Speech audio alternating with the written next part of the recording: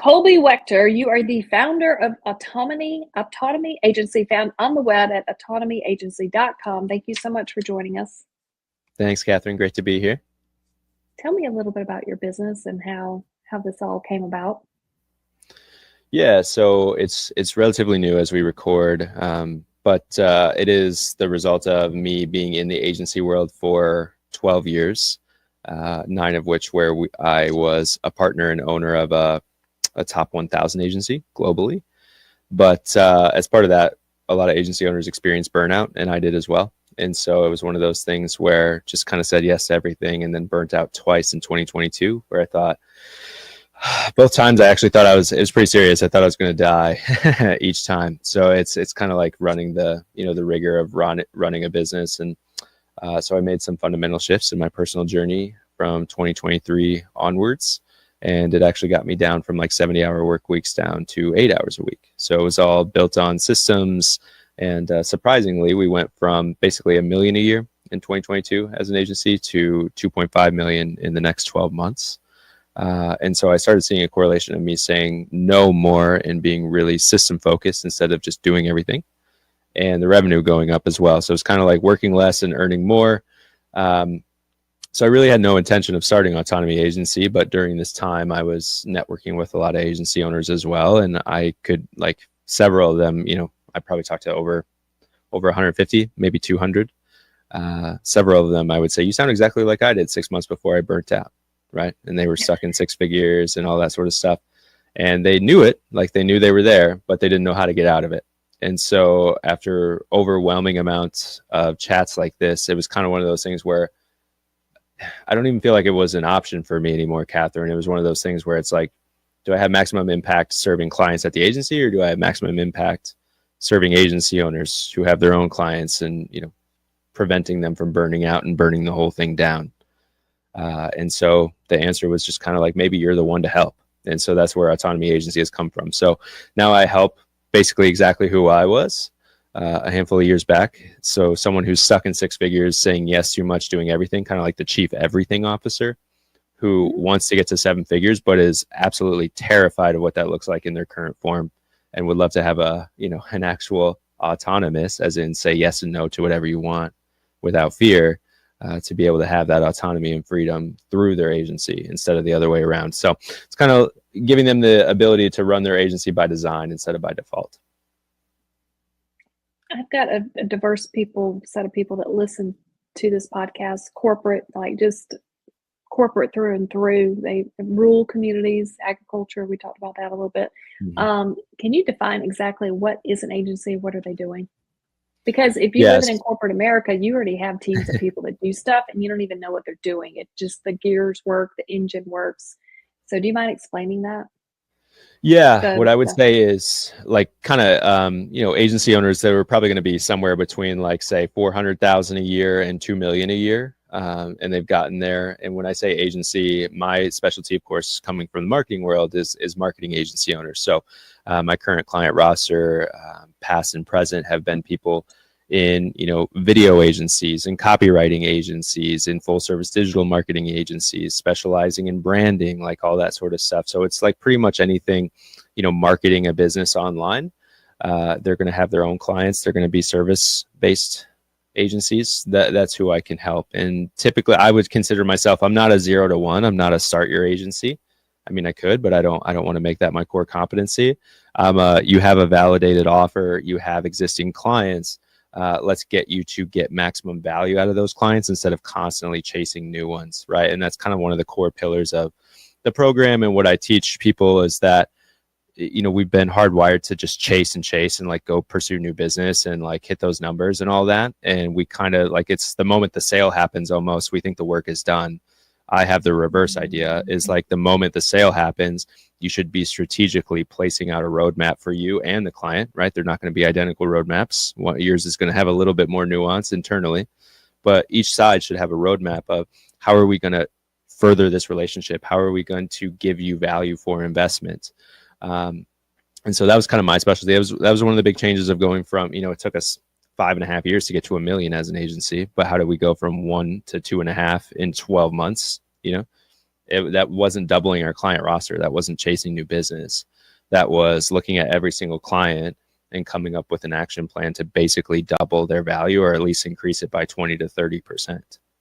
Right. So we started increasing retainers and all that pretty regularly. And the systems, I'm a big fan of simple systems that are effective, not super complex, bunch of moving parts. I kind of like, one call, one slide deck, one close. That's easy to do. And I'm not like a sales master by any means. So it's just like, what's the problem? Find the value, present the value. And the nice thing about investing in your existing clients versus new people is they already know, like, and trust you. They already said yes to you multiple times. So if you offer more value, it's a higher likelihood that they're going to say yes than if you offered the same value to a stranger, right? So it's a much calmer way to run a business, in my opinion. All right, before we hit record, you shared you're from the Midwest, is that right? Mm-hmm. That's right. And then it took you to the East Coast a bit. Can you talk about transitioning from Midwest to where you ended up going? And I would love for you to be able to share that story, because I live in a small town and we know what we know.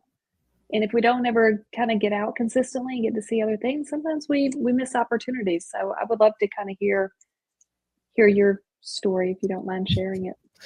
Yeah, as brief as possible, right? So because I can be No, don't make it long-winded. brief. It was good. It was really good. I wish I had it Okay. recorded ahead of time. Well, a few more details from when we did hit record. So yeah, I grew up in the middle of nowhere, Iowa, gravel road type stuff. Grew up on a farmhouse, didn't have any air conditioning. I started working when I was like 8 or 9. We had some pig confinements. And so like I would wake up at 3 a.m. as a 9-year-old and load pigs onto a truck. These pigs are like 300 pounds and I was like 75 pounds or whatever, and load them onto a truck and then shower, fall back asleep for an hour or two, and then go to school. Right. So that was kind of my vibe. And because it was a small town, like I did a lot of sports and I was like on the student council and all that sort of stuff. Cause frankly, those things just need bodies in a small town. So I was an able body. But how I got to the East Coast was when I went to college. I went to a Big Ten university. I went to Iowa, and like we were saying before the recording, I had only seen really teachers and farmers. So I just kind of opted in for teaching right away. And I've always been pretty self-aware. So like halfway through my college experience, I was like, I don't know if I want to be a teacher. In fact, I thought about like being a police officer or something, which was still, much broader horizons. No, not really. I didn't have a very big worldview. But I was also paying my own way, right? I come from next to nothing, essentially. Like if we were middle class, we were the lowest rung on the middle class ladder. I would say we were, kind of in the poor variety. But anyways, so I paid my whole way through college, and I was like, well, I can't just like change my major now. That's thousands of dollars more money. So I just saw the teaching degree through. I was like, why'd you come here? To get a piece of paper, right? And so I had a trip to New York sometime during my senior year, and I was visiting somebody, and then like within 2 hours of me being in the city, Catherine, I, like everyone else I was with, kept walking, and I just like stopped in the middle of a crosswalk, I think, and was just like, I have to live here, and to no one, right? And so yeah, that was my first gig out of college. I made connections with a principal in Brooklyn and started teaching 5th and 6th graders, and within 2 weeks, half the staff quit. So I went from being an assistant teacher to being a full-time teacher, and had no, I burnt out long before I got into marketing, right? So that was the first major one where I was working, 14 to 16 hour days. And that's not an exaggeration. That's like, I would get to school by 6 a.m. I would stay till probably 7 p.m. and then grade papers for another 2 to 3 hours. And then, try and eat somewhere in between there and do it all over again. Right. So yeah, I did not last very long. I only lasted about 4.5 months, and then I fell into marketing after that. So I went from small town to the big city, mostly because, I don't know how small town your small town is, but the nearest town I had was 600 people. Like it's super tiny. So once I got out of there and got to like a bigger town, my college town was around 100,000 people. That felt big, but after a while it felt really small. Like within a year or two, that felt small. And so I was like, I want to go to the biggest city ever. And then when I had that New York connection, it was like, all right, 8 million people, this feels right. And so I've lived in cities ever since. My wife and I have moved several times, and I've been able to take my job with me, right? Because I've just been a remote kind of work from home type person long before it was cool. But it's always been in a city, and we've always lived in the city. Not, I'm actually kind of bullish against suburbs. If you know me really well, you're like, oh, okay, that's Colby banter. If you're from the suburbs, you might think I'm offensive, but like that's like too boring to me, right? New York just kind of ruined me in that's where everything is happening, and I want to be there. So we're in Milwaukee now, but we're like in the heart of the city, 5-minute drive from downtown, and coming from nothing, I don't know. I found what suits me. So people back home think I'm crazy, of course, because I'm the one who likes the city. They can't stand it, but to each their own, right? Yeah, totally. And when I worked in farming and agriculture for those 7 years, I learned very quickly, if you want to hire somebody who can show up and do the work and literally not complain and just get it done, you got to go to a farm and recruit the people that work at a farm. And it's usually a family member, second, third, fourth generation. You can find a few in there and they're like, I can do the work, but I just can't do the work anymore because I don't want to get up at 3 a.m. to load pigs on the truck and then go back to sleep for an hour. So they get a desk job or they go start a business and they're like, this is a vacation every day compared to loading pigs on a truck and figuring out we didn't turn the truck off, so the pigs won't get on because the vibration is throwing them off. So they missed a whole shipment of hogs in this one scenario. I was listening to the story because the truck driver forgot to turn the truck off and they didn't put 2 and 2 together because it's 3 a.m. and they're just trying to shove these animals on the truck to get them to the next stop. And, they're exhausted and they figure out this kind of stuff and then give them an option to go work for themselves or go work for somebody else, like in an air conditioned, climate controlled place.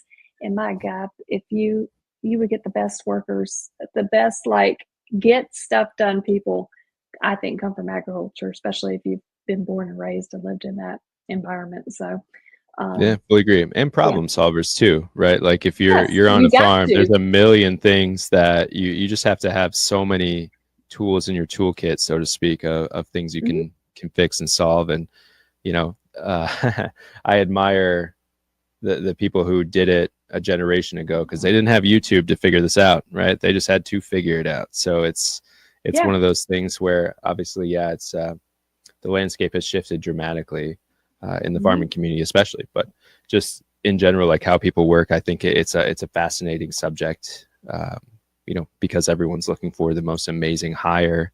And I think, if they would just go out to a rural area and grab someone from a farm and say, hey, do you want to make twice as much? They might say yes. Doing half as little, you're not even half as much. You can wake up at 6:30 instead of 4:30.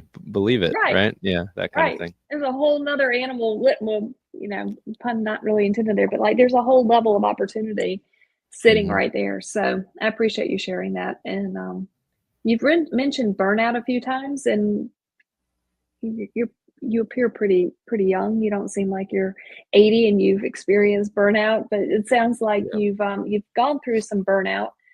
What does it feel like? What are the indicators, and how can people protect themselves against that? Yeah, it's a fantastic question. It's one I find anytime I bring it up, everyone has a follow-up question, right? So I would say that's indicative of it's way more prominent than we think. So if you're burning out, I would say don't think that you're alone in that. Like chances are the person, your next door neighbor probably is as well. So I think there's value in sharing the story. That's the little bit that I can, kind of add the awareness to it. But I would first say the caveat of detecting it and all that. I say you only ever manage burnout once you've burnt out. You don't recover from it, right? You don't solve it. So I manage it better, right? But the way I manage it better is kind of not ignoring those signs, right? So I, for the longest time, thought I was a lazy kid. I was a 4th out of 4, but then, all the data has proven I'm actually a pretty hard worker. And so I think it was probably a little element of mindset of just like, oh, okay, well, you should be working harder. Everyone in your life works really, really hard. So, don't be a freeloader. I was nowhere near a freeloader. It was just a perception, right? And then after a while, those things kind of start turning toxic, where it typically happens from one of a couple angles. One is just you have this internal belief that you need to do more to get more, which is, I've learned over life is categorically false. Another reason is you are comparing yourself to someone, right? Which of course is more dangerous now than ever because of the social media lifestyle. Like from 2020, up to 2022, I was basically social media agnostic. Like I had profiles, but I didn't post or anything, right? It was just a way to try and de-stress, which of course it doesn't do that either. It's just scrolling through it, right? But when I started like posting and meeting people and sharing my story, having these chats and all that sort of stuff, just because it was almost kind of catharsis, you learn really quick that people who seem way further ahead than you have no clue what they're doing, right? And chances are they actually are feeling worse than you. And so it's one of those things where the signs of burnout, I think, it's different for everyone. For me, it was, how did I get to a point where I thought I was going to die? Is like, okay, my heart rate was completely uncontrollable. I was sleeping like 1 to 2 hours a night. If I did eat, it would be in a regular time or very, very little. In post like pandemic as well. When I went to Iowa, that was the #1 party school. All 4 years I was there. Like every single year, Iowa was #1, right? And I contributed to that. I'm sure I did, right?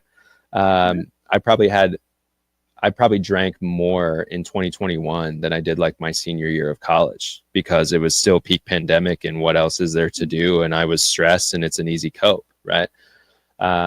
So there's all sorts of things. I would say just kind of the key indicator is like, if you don't feel right, that is not to be ignored, because things only get worse if they're unaddressed.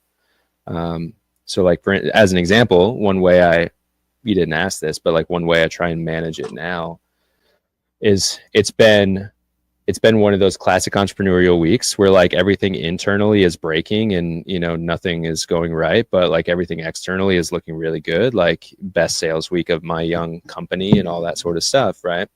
And so there's an element of like try and fix all the broken stuff or try and push harder to get that next sale or whatever it is.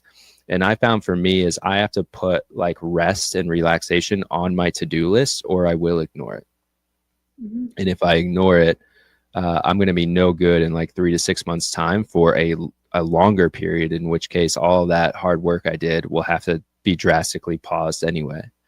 So tomorrow, today, I bought a museum membership for the year, and I'm going to go to the museum in the afternoon by myself, because that's the sort of stuff I like and relaxes me. And also, why are we doing this for if we're not living something we want to live, right?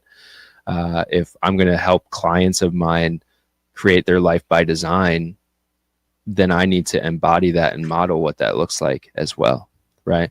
So it may not seem like much to some who don't know me. It may seem like lazy, like you're going to take a perfectly good work afternoon and go do nothing. Yeah, absolutely. I see it as an investment in my business instead of, drawing away from. So it's kind of a holistic answer to, if you feel it, you're already on your way. If you've said, I think I'm burning out, you definitely have already, right? Like it's one of those things where my drastic encouragement would be just don't do it alone. Mine was so bad I even got medicated for it. But honestly, the big shift for me, Catherine, was when I started broadening that worldview, right? So I started networking with people, and I was like, oh, there's a bunch of other ambitious people like me, and that's not scoffed at. And that's, they're further ahead than me, and they're still trying to improve themselves. It's like, I just had the wrong environment. I had the wrong people to allow like the burnout to fester. And there's 8 billion people on the planet. So you can go find your top 5 elsewhere if you don't have them right now. That's what I would say. So if you're in a small town, let's just say, I think there's a lot of just hidden opportunity in rural communities. And I've got listeners in rural communities, and I just feel like I want to talk about this for a minute. You've got that experience. Where it's your if you're in a rural, talk about it all you want. Well, okay. I mean, I'm just trying to lead it to where I want to go. Yeah. So if you're in a rural community, you're just trying to find top 5 people. They're not here. Where do you suggest to go look, or just Google? Where am I going to find my best friends, or what do you suggest? Where do I find my best friends? Yeah. Well, what I will say is